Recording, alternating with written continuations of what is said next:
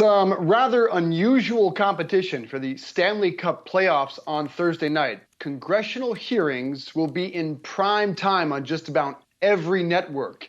And former ABC News president James Goldson has actually been tapped by Congress to produce the January 6th committee hearing, which will unveil their findings about the Capitol riot. Yahoo Finance senior columnist Rick Newman here to discuss. Rick, no shocker that Fox News is the one network that will not air these hearings in their entirety. That audience certainly probably the one that needs to hear their findings, but we won't dive into that. Can this possibly distract from the conversation about inflation in this country? Do you think America wants to watch? We're going to find out. I have my doubts, Dave. I certainly don't want to mock the importance of this information. I mean, it really is important that we do have a committee, and this is effectively bipartisan because there are a couple of Republicans on this committee. So we do need to know everything we can about what happened on January 6, 2021 at the Capitol. And of course, the biggest unanswered question, I think, is what role did Donald Trump, the president at the time, play behind the scenes? There's been so much stuff that has come out on this, and yet still we're hearing some things we don't know about, such as a revelation recently that Mike Pence, his staff felt that he was directly threatened by President Trump leading up to January 6th, and they actually told the Secret Service about that. So I think the question is, will these hearings be a bombshell in terms of their impact on the TV audience, or will they be a bomb? And anybody who has ever watched a congressional hearing knows that usually they're pretty bad TV. You get members of Congress fumbling over themselves, uninformed. So by packaging this into a primetime slot, and they won't all be in primetime, some will be daytime slots, but they seem to be suggesting that, hey, we're giving this a shot in the 8 p.m. slot on a Thursday, so we think it's going to be worth you watching. We will find out if they pull it off. Rick, when we talk about what this could mean maybe for President Biden and also Democrats heading into the midterms, if we learn anything that we don't know as of this point, do we have any idea how President Biden will potentially handle the January 6th hearings? Do you think he's going to try and keep his distance from it? I think it depends what turns up. Now, Biden has not been shy about going after President Trump. He's been using the MAGA phrase, the MAGA extremist phrase. So he has been referring to Trump. And let's be honest, though, Biden's biggest problem by a mile and the Democrats' biggest problem is inflation, 8.3%. We're soon going to see gas prices averaging probably more than $5 a gallon. They will do anything. They will point to anything to get people to forget about inflation for a second. So if there's any lasting takeaway from these hearings, we will be hearing about it for sure in the months and weeks leading up to the midterms in November. And obviously, the January 6th issue, it's something that people have a very visceral reaction to. It's one of these things that have a complete political divide. In terms of moving the needle, when you think about things like inflation, and of course you have gun control issues on the agenda as well, is this actually going to move the needle at all? That's what I'm wondering, Rochelle. I think that's a great question. And I think it comes down to, are we going to learn anything we don't know? And if this turns out to be just a rehash of stuff that has come out in dribs and drabs during the last, 18 months at this point. If it's just a rehash of all of that, and what we see is Democrats just trying to produce a narrative without any real new information, I find it hard to think that many people will be that interested. I mean, I think there are a lot of people who are horrified by what happened.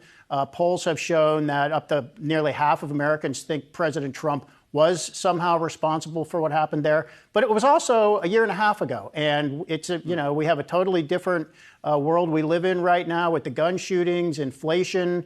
There's a war, obviously, in Ukraine. People are extremely gloomy here in the United States. So I'm not sure that if there's not much new to say, Democrats are going to get a lot of political traction going back to January 6, 2021.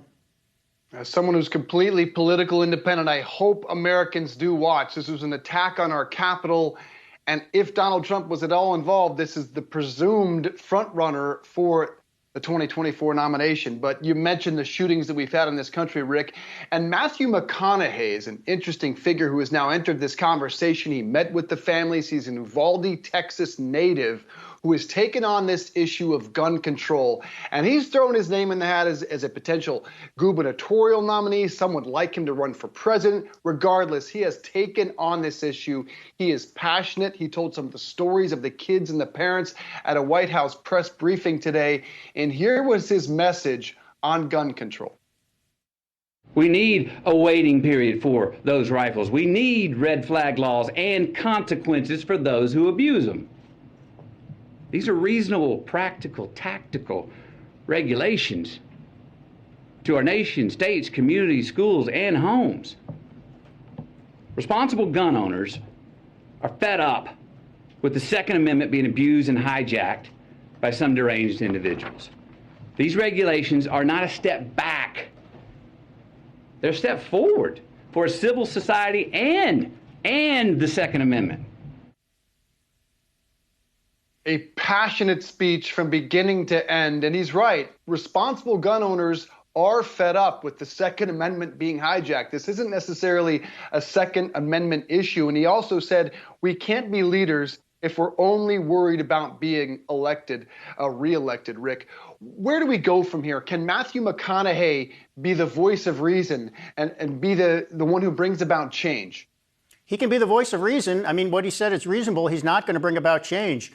His presentation is certainly better than you get from most politicians. I mean, he knows how to put feeling and genuine outrage into it.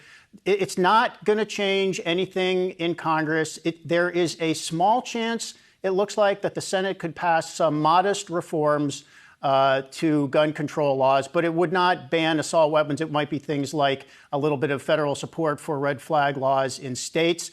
Here's one interesting thing to think about, though, if Matthew McConaughey wants to make a difference. So in Texas, Governor Greg Abbott is up for re-election, and Beto O'Rourke is the Democrat running against him. McConaughey has taken himself out of that race. He could get involved in politics in the future. As far as I know, he has not done anything to endorse Beto O'Rourke or campaign with him, but who knows? I mean, Beto has made more effective gun control in Texas. One of the hallmarks of his campaign against Greg Abbott, Beto O'Rourke is behind, but he's not out of it. And who knows if Matthew McConaughey, who lives in Austin, Texas, and obviously is famous, if he were to get on the bandwagon for Beto, maybe that could have an effect in that race. And then you would have a new governor in Texas more favorable to gun control. That still doesn't mean you'd get new laws in Texas because of the legislature, but it would certainly change things in an important part where this massacre just happened, part of the country.